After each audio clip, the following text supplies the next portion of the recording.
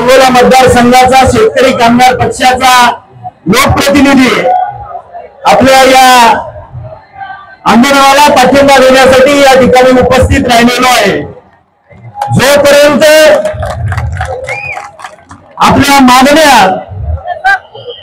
शासन पूर्ण करत नाही तोपर्यंत मी तुमचा लहान भाऊ तुमच्या सोबत असेल। फक्त आपण सर्वांनी एकसंघ राहणे गरजेचं आहे।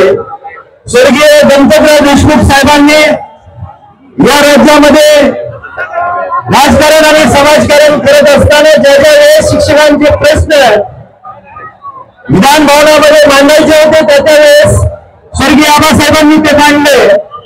आज त्यांच्याच कुटुंबातला एक सदस्य आपल्या सोबत आहे। हा विश्वास देण्यासाठी मी या ठिकाणी आलेलो आहे। निश्चितपणे शासनामध्ये विधानसभेच्या अधिवेशनामध्ये आम्ही सर्वजण मिळून शासनावरती दबाव टाकू आणि आपल्या मागण्या पूर्ण करून घेऊ हा विश्वास तुम्हाला देतो। आपण सर्वजण घोषणा देऊया, हम सब धन्यवाद।